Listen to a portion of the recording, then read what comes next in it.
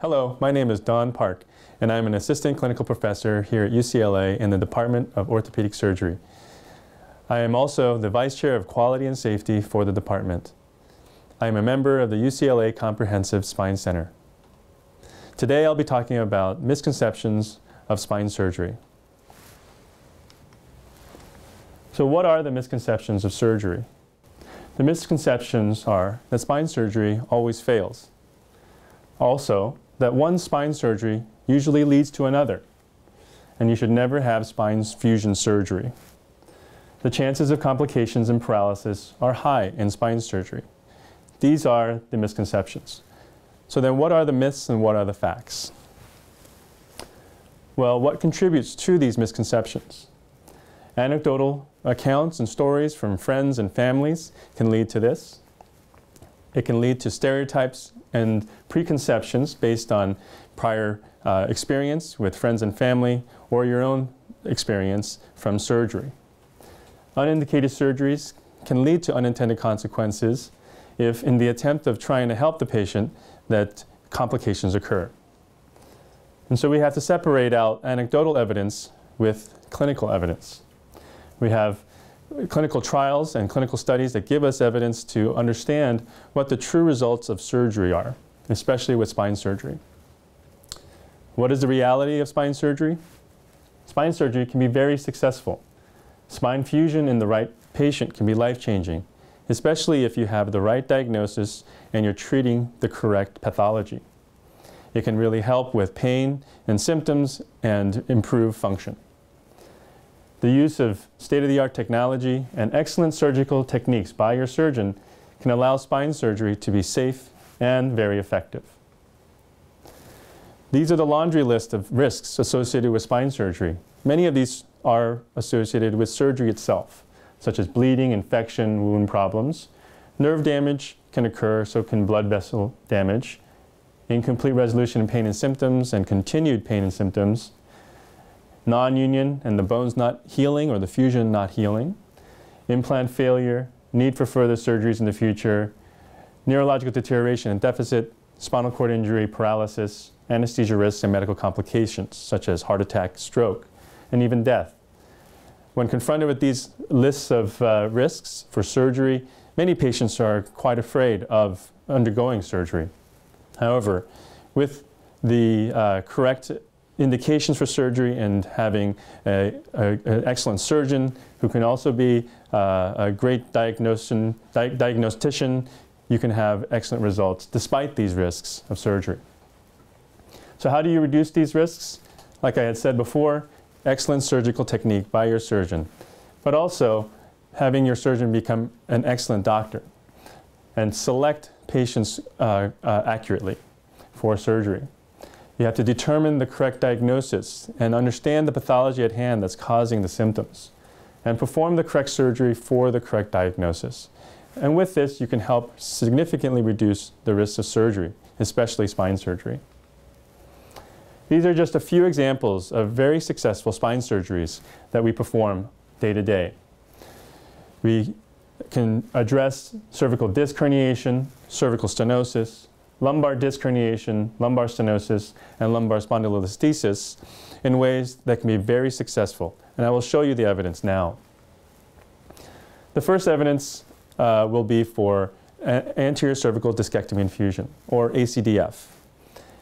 This is a technique in which you directly remove the pathology from the front of the spine. That could be a herniated disc, bone spur compressing the spinal cord and spinal nerves. As you can see on the image here, there is a disc herniation that's compressing the nerve on the left side and likely causing left arm pain. And you can see the disc herniation in this area as well. And so if the patient is having neck pain with arm pain on the left side in the characteristic distribution that's associated with that nerve, there's a high likelihood that that disc herniation is causing the patient's symptoms. And by removing that disc, you would have significant pain relief and successful surgery. This surgery was described in the 1950s, and we have decades of clinical experience and outcomes with excellent clinical results and greater than 90% success with treating nerve compression causing arm symptoms. And this is one of the most successful surgeries in modern medicine. Here we place bone to replace the disc in two different spots in this image, and we place a plate and screw construct to help fuse the bones.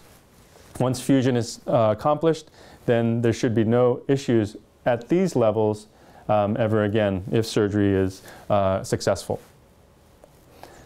And the long-term studies show that this is the case. So this is a prospective cohort study from this year with more than 10-year follow-up of ACDF for cervical disc herniation, stenosis, and spondylosis or arthritis of the neck. And they showed significant improvements with neck and arm pain, disability scores, patient satisfaction, and neurological success for over 10 years. So this is a long-term study. The self-reported success was 85 to 95%. However, there is a rate of revision surgery in terms of non-union or pseudoarthrosis where the bones don't heal and the fusion doesn't take. It was approximately 10%. And with adjacent segment degeneration, meaning the segments above or below degenerated and caused symptoms and required revision surgery, was about 21%. So this leads us to cervical disc replacement. With cervical disc replacement, instead of placing bone and plate and screws to fuse the segment, you're actually placing a mobile artificial disc in the decompressed disc space. You can maintain motion at the surgical level, and it is FDA approved for 1 to 2 levels with certain cervical disc replacements. So what is the evidence? The evidence shows that randomized control studies from 2 to 6 year follow-up with single-level disc replacement found significant improvement in pain and disability scores with success similar to ACDF, which is one of the most successful surgeries in medicine. No difference in adverse events or complications were seen when you compare cervical disc replacement and ACDF. However, there were increased revision rates and adjacent segment degeneration with ACDF, as seen in the prior study. When you look at 2-level cervical disc replacement as compared to ACDF in these multi-center trials, they found superior results with overall and neurological success, pain and disability scores, with less secondary procedures and revisions with disc replacement. And the segmental motion at the area of the disc replacement was maintained up to 7 years. And this study also showed that ACDF had greater adjacent segment degeneration. So the indications for disc replacements are with younger patients who have disc herniations causing spinal cord or spinal nerve root compression and characteristic and associated arm pain, with minimal cervical arthritis causing neck pain. And this is because the maintenance of motion with a disc replacement, since it is mobile, may cause continued neck pain if the neck pain is related to motion. And so this indication may be more for ACDF than disc replacement. And so this should be determined by the surgeon preoperatively. Another very successful spine surgery is lumbar microdiscectomy. Microdiscectomy is done when you have a disc herniation in the lumbar spine, and disc material herniates out of the contained disc space, compressing spinal nerves and causing characteristic pain. Classically, patients present with back pain that worsens, with acute buttock pain and pain down the leg, with associated numbness and tingling in the characteristic pattern that's associated with that nerve that's being compressed. Most patients do improve with non-operative treatment. However, if surgery is necessary, if the patient fails non-operative treatment, then surgery would be quite successful. So the goals of surgery is to remove loose disc fragments that are compressing the nerves and decompress the nerve that is causing symptoms. And the studies all show that there's excellent clinical results with this surgery, with greater than 90% clinical success with treatment of nerve compression causing leg pain, if the symptoms are related to that nerve being compressed. The SPORT trial was a landmark multi-center study with a randomized and observational arm in the study. The observational study showed highly significant improvements in all outcome measures with microdiscectomy as compared to non-operative treatment at 3 months, and the improvements continued up to 2 years. When you combine the randomized and observational results, the results show that at 4 and 8 years, superior results are found in all outcome measures with surgery as compared to non-operative treatment. Other studies have shown that when you compare microdiscectomy with non-surgical treatment that leg pain from nerve compression improves more rapidly with surgery than non-operative treatment. However, at the 1 to 2 year point, the results tend to equalize and no difference of outcomes are seen. Unsuccessful non-surgical treatment factors could be high disability scores or more intense leg pain, and more likely these patients are to fail non-operative treatment and do well with surgery. Surgery has been found in multiple studies to be cost-effective and have patients return to work quickly and have a return to function quickly as compared to non-operative treatment. Another successful pathology that we address with surgery is lumbar stenosis. And this is narrowing of the spinal canal with compression of the spinal roots and cauda equina. The cauda equina is the sac of fluid, or sac of nerves within the spinal canal, and you can see that this enlarged and hypertrophic bone with ligaments are squeezing the nerves in the canal, where usually there's a lot more room for the nerves and spinal fluid.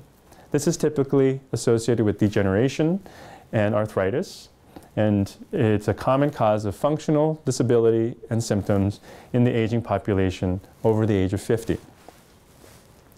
The goal of surgery is to remove thickened bone and ligament that is compressing the nerves and decompress the spinal canal and open up the space for the nerves. You can see here that the nerves are compressed because of the thickened ligament and bones that are here. And after surgery, the canal is wide open and the nerves are free with plenty of spinal fluid to bathe around them. This is called a laminectomy. And it can be done with minimally invasive techniques, which can help with outcomes.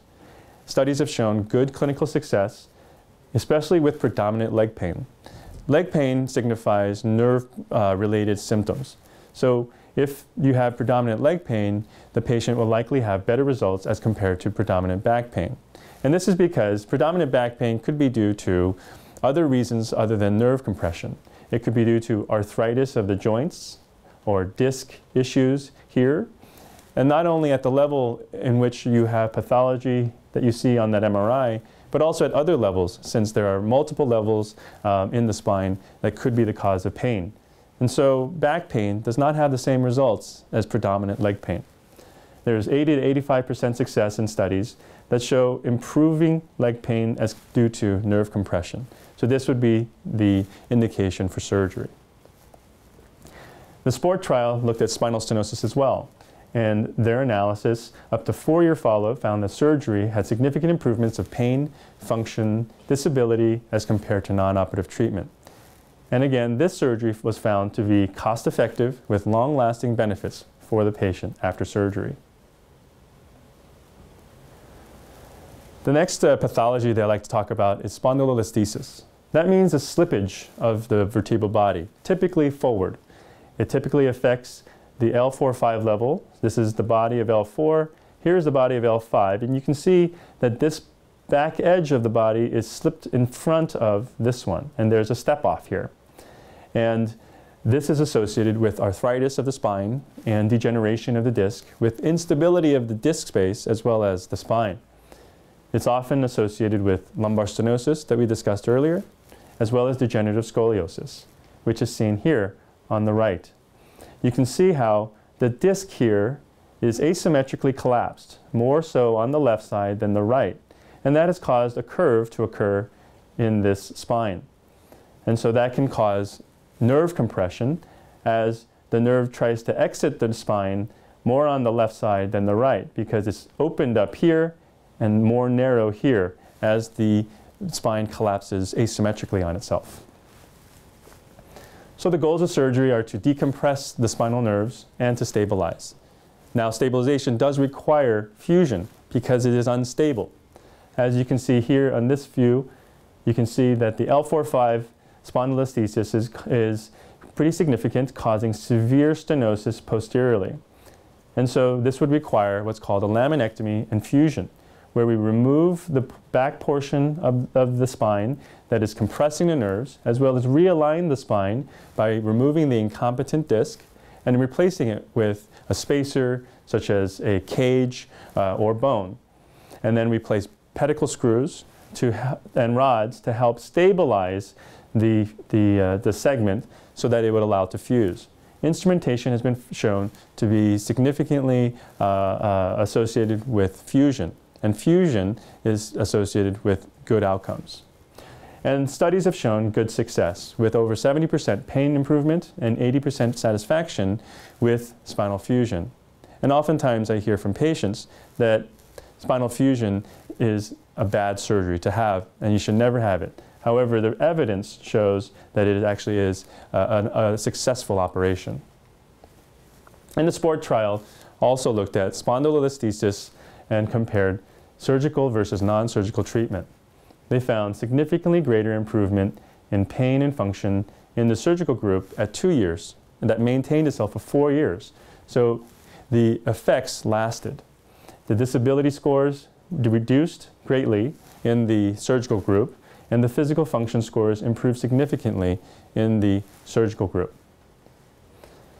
Also, the surgical treatment of spondylolisthesis had a better improvement with surgery as compared to spinal stenosis. As we saw in the stenosis section, that too also had successful surgery. And so this surgery can be very successful as well. It's very successful with predominant leg pain, again, because that has to do with nerve compression. And predominant leg pain in multiple studies have shown to improve significantly with surgery as compared to predominant back pain. And so when we're looking for patients who we could help with surgery, we're looking for patients with the right symptoms, such as predominant leg pain. Oftentimes, operating on back pain does not quite have the same results. And doing surgery, especially fusion for back pain, does not have the results oftentimes that you can find with leg pain. To reduce the risks of surgery and improve the outcomes, we now have technology, especially at UCLA, where we can use state-of-the-art technology to help us with our surgeries. And this is called computer-assisted navigation, where we obtain images using an O-arm or arrow machine in the operating room and obtain CT-type images, and then we import that into the computer. Once we put it into the computer, then we're able to get three-dimensional images that we can use to place screws and implants accurately. And this has been shown to have high accuracy with 96 to 99% accuracy of placement of screws. So this is very useful for difficult, altered, or atypical anatomy, especially in places where we can't see very well with conventional techniques such as X-ray or fluoroscopy in the operating room. Thus, we were able to reduce the risk of misplaced screws that require revision. And so we have the ability to place these screws accurately, and we will know at the time of surgery, before the patient even leaves the operating room, whether all of the screws and all of the implants are placed in the correct position. So we can be satisfied with the result of the surgery and optimize the chances that the surgery will have a successful outcome. So what is spine surgery today? Spine surgery today is safe and effective if done for the right reasons, for the right patient, and for the right diagnosis. So this requires that the surgeon is a good doctor who's able to diagnose things very well and is an excellent detective of diagnosis and symptoms, and understanding the pathology that is at hand. Doing surgery for the right reasons helps improve outcomes. So good surgical indications will help this. So not all patients will be helped by surgery. And oftentimes, I will tell patients that I'm not quite sure if I can help them with their symptoms. And perhaps surgery isn't the best option for that. But there are times where surgery is indicated and would be a very good option, and that's something that I can recommend for the patient. And using state-of-the-art technology with excellent surgical technique can help improve accuracy and then help improve outcomes by reducing the surgical risks. Thank you very much, and I'll take questions at this time.